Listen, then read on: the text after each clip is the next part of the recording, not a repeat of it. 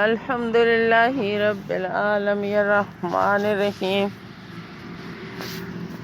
مالک یوم الدین ایاک نعبد و ایاک نستعین اہدنا الصراط المستقیم صراط الذین انعمت علیہم غیر المغضوب علیہم ولا الضالین آمین.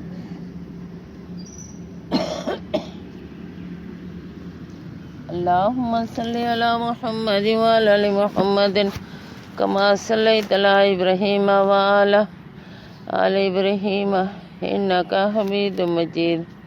اللہم بارک علی محمد وعلی آل محمد کما بارکت علی ابراہیم وعلی آل ابراہیم انک حمید مجید. رب اشرح لی صدری ویسر لی امری واحلل عقدۃ من لسانی یفقہوا قولی. یا رب زدنی علما یا رب زدنی علما یا رب زدنی علما. سبحان اللہ عدد ما خلق فی السماء وسبحان اللہ عدد ما خلق فی الارض وسبحان اللہ عدد ما بین ذالک وسبحان اللہ عدد ما هو خالق. سبحان العلی العلی سبحان العلی العلی سبحانہ وتعالی. سبحان ربک رب العزت عما یصفون وسلام علی المرسلین والحمد للہ رب العالمین. قل ان صلاتی و نسکی و محیای و مماتی للہ رب العالمین لا الہ الا اللہ مخلصین لہ الدین ولو کرہ الکافرون. نحمدہ و صلی علی رسولہ الکریم. اما بعد. 8واں پارہ. اس میں اللہ تعالیٰ نے فرمایا اور اس کے بعد جس نے مویشیوں میں سے وہ جانور بھی پیدا کیے جن سے سواری اور بار برداری کا کام لیا جاتا ہے اور وہ بھی جو کھانے اور بچھانے کے کام آتے ہیں، یعنی جیسے اونٹوں کی یا بکریوں کی یا بھیڑ کی یہ اون ہوتی ہے تو اس سے قالین بھی بنتے ہیں نا، تیار ہوتے ہیں بچھانے کے. سبحان اللہ.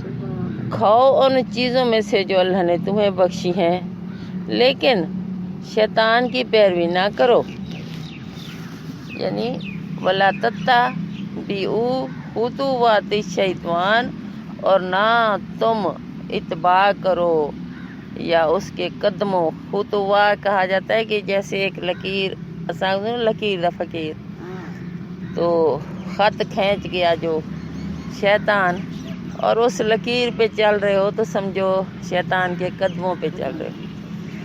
اسی وجہ سے اس الفاظ کو لکھا گیا خطوات الشیطان، اور مت شیطان کے قدموں پر چلو کیونکہ وہ ہے تمہارا کھلا دشمن. انہ لکم عدو مبین، بے شک وہ تمہارے لیے یعنی تمہارا عداوت رکھنے والا کھلا دشمن ہے پرانا. عداوت دراصل پرانی دشمنی کو کہا جاتا ہے. جیسے لڑائیاں جھگڑے ہوتے ہیں، ایک تو اچانک ہو جاتی ہے نا لڑائی، تو ایک پرانی دشمنی حسد بغض کی بنیاد پہ کسی کو مارا جائے یا جھگڑا کیا جائے تو وہ ہوتی ہے پرانی دشمنی، عداوت کہ ہمیشہ سے دشمنی رکھنے والا. یہ تمہارا پرانا دشمن ہے کھلا. اور پرانا دشمن کس ٹائم کا؟ جس وقت وعلیکم السلام عالم بالا میں فیصلہ ہوا تھا نا، حضرت آدم علیہ السلام کو پیدا کیا گیا اور سجدے کے بارے میں حکم ہوا تو اس نے تکبر کیا. یہ اس دن سے ہی دشمن ہے آدم کا، کیونکہ اس کے بارے میں کہا جاتا ہے کہ دوزخ اور جنت کے انتظامات اسی نے کروائے تھے فرشتوں کے ساتھ مل کر. یہ انسان سے شیطان پہلے پیدا ہوا ہے اور لشکر ہیں اس کے. سمانیات ازواج، یہ 8 نر و مادہ ہے. من الزانی نسنین و من المعز اثنین، یعنی 2 بھیڑ کی قسم سے 2 بکری کی قسم سے نر مادہ. وہ پچھلے نہیں کوئی پوچھتا پیا جو عقیقہ ہوئے تو ان دے صرف بکرے گھنی دیں یا بکریاں گھنی دیں.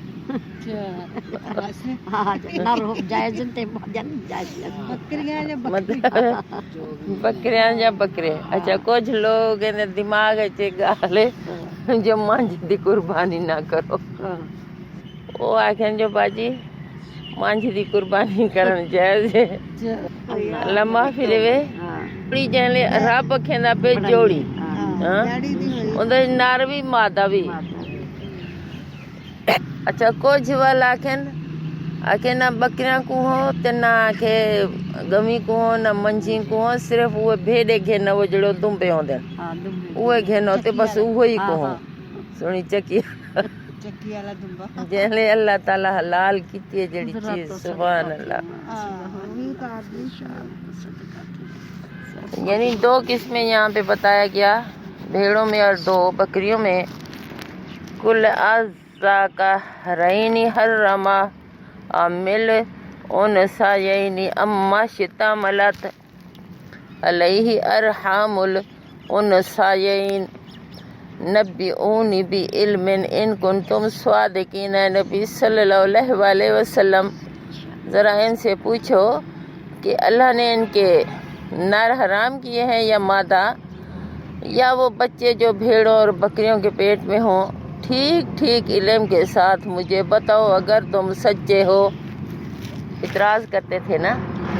اور یہ بھی ان کا رواج تھا کہ جو پہلا بچہ پیدا ہوتا نا اونٹنیوں کو، تو ان کا جو حق سمجھتے تھے یہ مرد کھائیں گے، عورتیں نہیں کھائیں گے، عورتوں کے لیے حرام ہے اور مرد کھائیں. اسی طرح بھیڑ بکریوں میں بھی یہی حساب کرتے تھے کہ بکری حلال ہے تو بکرا حرام ہے، بکرا حرام ہے تو بکری حلال ہے، یا ان کا بچہ حرام ہے. یہ ان کی اپنی مرضی کی باتیں تھیں. اسی وجہ سے ٹھیک ٹھیک علم کے ساتھ مجھے بتاؤ اگر تم سچے ہو، یعنی اے محمد صلی اللہ علیہ وسلم ان لوگوں سے پوچھو کہ نر حرام کیے ہیں یا مادہ، یا وہ بچے جو بھیڑوں اور بکریوں کے پیٹ میں ہوں، ان میں سے کون سی چیز حرام ہے اور کون سی حلال ہے، بتاؤ اگر تم سچے ہو تو. حالانکہ یہ ساری چیزیں اللہ نے حلال کی ہیں. ہاں اور اسی طرح 2 اونٹ کی قسم سے ہیں. یعنی اونٹ جو ہے وہ بھی جوڑی، وہ ایک حرام سمجھتے تھے تو ایک حلال، یہ بھی نہیں، دونوں ہی حلال ہیں. اور 2 گائے کی قسم سے نر مادہ. اور پوچھو ان کے نر اللہ نے حرام کیے ہیں یا مادہ، یا وہ بچے جو اونٹنی اور گائے کے پیٹ میں ہو. کتنی جہالت ہے ان لوگوں میں. ام کنتم شہداء اذ وصاکم اللہ بہذا فمن اظلم ممن افترى علی اللہ کاذبا لیضل الناس بغیر علم ان اللہ لا یہدی القوم الظالمین. اللہ تعالیٰ فرما رہے ہیں کیا تم اس وقت حاضر تھے جب اللہ نے ان کے حرام ہونے کا یا حلال ہونے کا حکم تمہیں دیا تھا؟ پھر اس شخص سے بڑھ کر ظالم اور کون ہو سکتا ہے محمد صلی اللہ علیہ وسلم، جو اللہ کی طرف منسوب کر کے جھوٹی بات کہے تاکہ علم کے بغیر لوگوں کی غلط رہنمائی کرے. یقیناً اللہ ایسے ظالموں کو راہ راست نہیں دکھاتا. جڑے شرک سکھیں دے نا یا ایہو جنگالی دسیں دے اللہ ایہو کیتے اللہ دا حکم ہے. تو مشرک ہی تھی کہ نا. بالکل ہی تو اللہ تعالیٰ فرمائے ہنگ نو زیادہ ظالم بیا کون تھی سکتے جڑے اللہ کو نہیں چھوڑیں دے اللہ تے بھی الزام لا دیں دے نا.